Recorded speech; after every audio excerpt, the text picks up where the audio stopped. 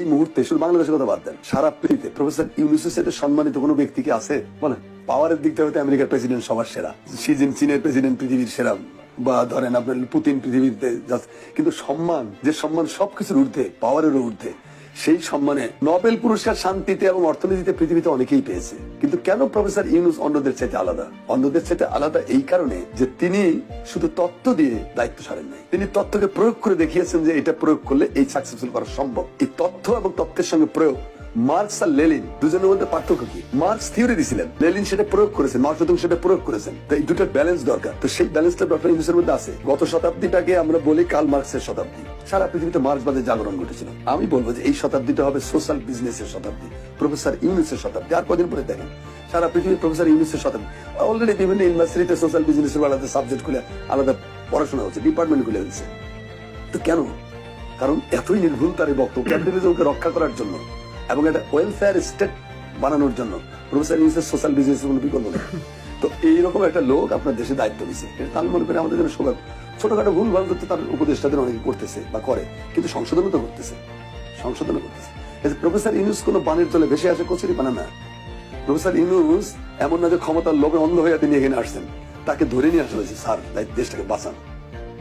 তাকে ডেকে নিয়ে আসবে, স্যার আমরা আপনাকে চাচ্ছি দেশের পক্ষে, জাতির পক্ষে, আপনি দেশটাকে বাঁচান। কেন? কারণ প্রফেসর ইউনূস কতটা পাওয়ারফুল, কতটা সম্মানিত। একটা ছোট্ট নজির দেই, সংযুক্ত আরব আমিরাত, এটা তো বুঝে নিয়ে কি দেশ, এটা তো, এগুলো তো মানুষ বাস করে না, এগুলো হলো সব রাজতন্ত্র। এখানে কোনো বাক ব্যক্তি স্বাধীনতা বলে কিচ্ছু নাই। সেই দেশে 57 জন বাংলাদেশি 5ই আগস্টের এই ঘটনার পরে মিছিল করছিল, আনন্দ মিছিল, বা হাসিনার বিরুদ্ধে 3-4 আগস্টের প্রতিবাদ মিছিল করছে। সেই জন্য আরব আমিরাতের আইনে, আরব দেশগুলো তো বললাম তো মানুষের দেশ না, এগুলো রাজাদের দেশ। এই সমস্ত দেশে এগুলো বিরুদ্ধ, এগুলো নিষিদ্ধ। অতএব তারা এই 57 জনকে ঢুকাই দিয়েছে জেলে, 10 বছর, 20 বছর, 30 বছর জেল দেয়া। সবাই ধরে নিল যে শেষ গেম। প্রফেসর ইউনূস আরব আমিরাতের প্রেসিডেন্ট যেটা এখন আছে, এটারে বলছে যে আমার লোকগুলোকে ছেড়ে দাও। একটা কথা সবগুলো একদম বেগজুর খেলা ছেড়ে দিচ্ছে। আপনি বুঝতে পারেন ব্যক্তিগত ইনফ্লুয়েন্স কাকে বলে? এই ক্ষমতা কি বাংলাদেশের আর কোন রাষ্ট্রনায়কের আছে?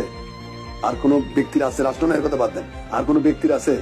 এই চুপ্পু ফুপ্পু দিয়ে হবে এগুলো? এটা তো প্রফেসর ইউনূসের মতো ব্যক্তিত্ব দরকার, যাকে আজকে 192 জন নোবেল লরিয়েট তার পক্ষে বিবৃতি দিয়েছে। কি মনে করেন আপনি? এটা কি ছেলে খেলা? নোবেল লরিয়েট আপনি কইল আর বিবৃতি স্বাক্ষর করে দিল। এটা কি বাংলাদেশে থার্ড ক্লাস বুদ্ধিজীবী পাইছেন?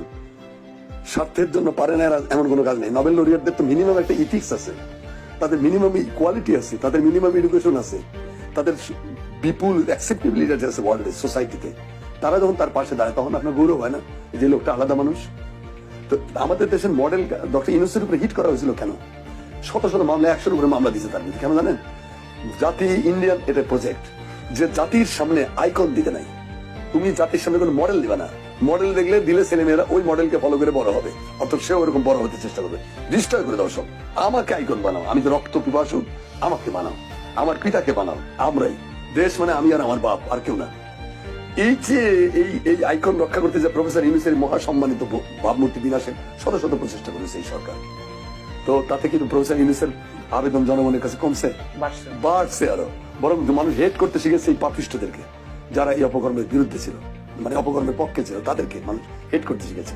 তো এটা দেখে উনি প্রফেসর ইউনূস হাঙ্গামা করতেছে, তো বটেই, আরো করবে। তার কালচারাল পলিসি, তাকে হয়তো সেইভাবে তিনি যেটা এই গণবিপ্লবের যে আকাঙ্ক্ষা, গণবিপ্লবের যে ডিমান্ড, যে চাহিদা, সেগুলো হয়তো কালচার, শিক্ষায় বা ইনফরমেশন আসতে একটু সময় লাগবে। যেভাবে আমরা যে সমস্ত লোকদেরকে বিভিন্ন জায়গায় বসাচ্ছি, তাদের অনেকের সাথেই গণবিপ্লবের কোনো সম্পর্ক নেই। তারা হয়তো এই ছাত্র জনতার চেতনার সঙ্গে যায় না। এটা হলো সুবিধাভোগী সম্প্রদায়, আইসা উপরের থেকে লবিং করে, গ্রুপিং করে, নানা কায়দায় এসে হয়তো এগুলো পদ পদবিগুলো দখল করবে। তাতে কিছু যায় আসে না। কারণ বাংলাদেশের ছাত্র জনতা গতকালকে যে ডেমনস্ট্রেশনটা দিয়েছে, এই ডেমনস্ট্রেশনে আমি হ্যাপি। এই জন্য হ্যাপি যে তারা জানিয়ে দিল যে আমরা কিন্তু ঘুমাইনি, আমরা কিন্তু বাড়ি ফিরে যাইনি। 1971 সালে আমি একজন মুক্তিযোদ্ধা। 1971 সালে যে ভুল আমরা করেছিলাম তার হলো যে শেখ মুজিব ডাক দিল অস্ত্র শস্ত্র ফালাইতে আমরা বাড়ি বাড়ি ফিরে গেলাম। আওয়ামী লীগ পাই গেল একটা মুক্ত মাঠ, মুক্ত মৃগয়া। লুণ্ঠন, দুর্নীতি, ঘুষ, চুরি, ডাকাতি, দখলবাজি করে রাস্তার কুকুর হয়ে গেল বিশাল বড় বৃক্ষ, নেরি কুকুর গুলো হয়ে গেল একটা করে শাল গাছ।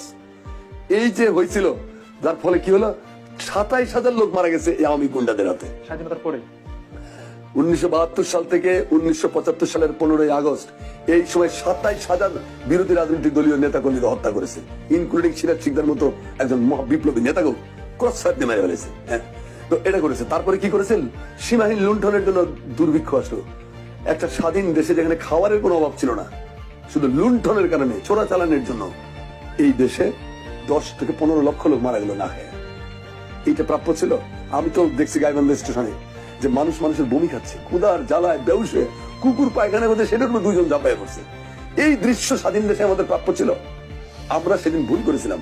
তারপরে 4th সংশোধনীর মাধ্যমে তো সব ধ্বংস করে দিল, সমস্ত রাজনৈতিক দল ব্যান্ড, সমস্ত সংবাদপত্র ব্যান্ড, শুরু হলো একদলীয় স্বৈর শাসন, বাকশালী শাসন ব্যবস্থা। নেমে যাওয়ার পরিবর্তনের কোনো রাস্তাই তো থাকলো না। শেখ মুজিব নিজেই তো তার জীবনের এই ট্র্যাজেডিকে আমন্ত্রণ করে এনেছিলেন। তাকে সরানো তার কোনো স্বাভাবিক পথ ছিল না। আসলে আবেগ না, বাস্তবতা দিয়ে বুঝতে হবে। বাস্তবতা হলে তাকে সরানোর আর কোনো রাস্তাই ছিল না। তারপর এটা বাস্ট হয়েছে। এমন কথা হলো যে সেনাবাহিনীর একটা অংশই কাণ্ডটা করলো, কিন্তু পুরো সেনাবাহিনী সমর্থন যদি না থাকে তাহলে তারা তাদেরকে প্রতিরোধ করলো না কেন? কেউ তো প্রতিরোধ করেনি। তো এইটা হলো ট্র্যাজেডি। এই জন্য আমি মনে করি যে আজকের তরুণরা, আমরা যে ভুলটা করেছিলাম 71 সালে যুদ্ধেতে ফিরে এসে, আজকের ছেলেরা কিন্তু তা করছে না। তারা কিন্তু রাস্তায় জানান দিয়েছে যে আমরা কিন্তু এখন আসি। দিস ইজ খুব পজিটিভ সিগন্যাল। আচ্ছা, তারপরও এই আইকনিক একজন ব্যক্তি, সম্মানিত ব্যক্তি ডক্টর ইউনূসকে নিয়ে তো আমাদের দেশেই অনেকে সমালোচনা করছে, তার পুরস্কার নিয়ে অনেক কথা বলছে। হ্যাঁ, পুরস্কার নিয়ে রবীন্দ্রনাথ যখন নোবেল পুরস্কার পান 1913 সালে, আপনি হয়তো জানেন না, সেই সময় কলকাতার পত্রিকাগুলো কি লিখেছিল। পত্রিকায়, কলকাতার পত্রিকাগুলো 4 কলাম 5 কলাম 8 কলাম হেডিং হতো যে জগতে কি গীতি কবির আকাল পরি আছে, ঠাকুর বাড়ির কবুতরটিকে নোবেল দিতে হইলো। এটা ছিল পত্রিকার শিরোনাম। রবীন্দ্রনাথ যে নোবেল বিষয়ে তদবির করিয়া তেলবাজি করে ইউরোপের দরজায় দরজায় ঘুরিয়া ঘুরিয়া ভিক্ষা করিয়া এই পদকটি তিনি লইয়া আসিয়াছেন, ইহা আপাতত তিনি নোবেল লাভ করিয়াছেন বটে, কিন্তু তাহার মৃত্যুর সঙ্গে সঙ্গে কেওড়াতলা শ্মশানে যখন তাকে দাহ করা হইবে, তার দায়ের সঙ্গে সঙ্গে তার সমস্ত কর্ম, সাহিত্য, শিল্প যা আছে সবগুলো ভস্মীভূত হইয়া যাইবে। এই ধরনের লেখা বস্তা বস্তা লেখা হয়েছে। তাতে কি রবীন্দ্রনাথের কোনো যায় আসছে? এখন ডক্টর ইউনূসের বিরুদ্ধে এইসব লেখা হচ্ছে, কি যায় আসে? কারা বলতেছে এগুলো? এরা কারা? এদের সামাজিক অবস্থান কি? হয় লুটেরা, অথবা ফ্যাসিবাদের স্থাপক, অথবা কোন সুবিধাভোগী স্বৈরাচারের দালাল, অথবা অথবা অথবা এটা ডক্টর ইউনূসকে গাল দিচ্ছে। এটা ইউনূস হয়ে দেখা। ওই যে আশরাফুল ইসলাম নামে আওয়ামী লীগের সেক্রেটারি ছিলেন, তিনি বলছেন যে নোবেল কেমনে পাওয়া যায় আমরা সব জানি। সৈয়দ আশরাফুল ইসলাম বলছে নোবেল কেমনে পাওয়া যায় জানি। সুইডেন, নরওয়ের কিছু রেস্টুরেন্ট আছে, সেখানে যে সাদা মদ খাইলে, অন্যদের সাথে খাওয়াইলে নোবেল পাওয়া যায়। এটা তো সত্য, আমি কিন্তু বানাই বলতেছি না, সৈয়দ আশরাফের কথা যে হোয়াইট ওয়াইন খেলে পরে নোবেল পাওয়া যায়। তাহলে বাহ, আশরাফিয়া নোবেল প্রাপ্তি কোচিং সেন্টার খোলেন আপনি, একটা সাদা মদ খেয়ে নোবেল পুরস্কার পাওয়া যায়। তো আপনি একটা কোচিং সেন্টার খোলেন, তাহলে সারা দুনিয়া থেকে লোকেরা নোবেল কেমনে পাইতে হয় তার ট্রেনিং আপনার কাছে নিবে, নিয়ে বিদেশে চলাই যাবে, তারা নোবেল পাইলে আমাদের সম্মান বাড়বে। আর আপনার এই কোচিং এর মাধ্যমে আমরা প্রত্যেকেই কোচিং নেবো, নিয়ে বাংলাদেশের ঘরে ঘরে একটা করে নোবেল ঢুকাবো। সংসদ তো শেখ সেলিম একটা কথা বলেছে, তাকে তাচ্ছিল্য করে যে কিসের ডাক। শুনেন, রাজার গাড়ি যখন রাস্তা দিয়ে যায়, বা কোনো একটা গ্রামের, ধরেন একটা গহীন গ্রামের ভিতরে একটা গাড়ি যাচ্ছে, তো গ্রামের কিছু কুকুর রাস্তার গাড়ির পেছনে ছোটে ঘেউ ঘেউ ঘেউ ঘেউ করে। তো পৃথিবীর কোনো গাড়িওয়ালাকে দেখছেন গাড়ি থামিয়ে কুত্তে ঠেঙ্গায়? তাহলে এই সমস্ত কুকুরদেরকে ডাকতে দিন, ঘেউ ঘেউ করতে দিন। এরা তো চিরকালই ঘেউ ঘেউ করা পার্টি। পরশ্রীকাতরতা, ঈর্ষা, বিদ্বেষ, এগুলো হলো আমাদের মজ্জার জেনেটিক্যাল প্রবলেম। আমাদের ভালো কিছু নয়নে সহে না, ভালো কিছু দেখলেই মনে কি ভালো, মেয়েটা খুবই সুন্দর, দাঁতগুলো দেখছে বাঁকা বাঁকা, একটা খুদ বার করবে আর কি। ইউনূসের কিছু করার নাই, মানে না সুদখোর, কি সুদ খাইছে, কি সুদ খাইছে, মাইক্রো ক্রেডিটের সিস্টেম অনুযায়ী যা দরকার সেটা হয়েছে। এখানে সুদখোর ঘুষখোরের তো কোনো কারণ না। আপনার মতো তো মানে মেগা প্রকল্পের থেকে বিলিয়ন বিলিয়ন ডলার চুরি করে নাই, আপনার মতো তো রাষ্ট্রের সম্পদ বাইরে পাচার করেনি, বেগম পাড়া তৈরি করেনি কোথাও, আপনাদের মতো তো মানুষ হত্যা করেনি কোনোদিন, আপনাদের মতো তো আইনের শাসনকে উচ্ছেদ করেনি দেশ থেকে, আপনাদের মতো শিক্ষা ব্যবস্থাকে ধ্বংসস্তূপ করেনি, বিচারালয়কে পাপসে পরিণত করা হয়েছিল, এগুলো তো করেনি। কল্যাণবাদী লোক ভালো কিছু করার চেষ্টা করে, এইটার জন্য তাকে এত গালমন্দ করতে হবে কেন? যারা করে তারা তাদের আয়না দিয়ে নিজের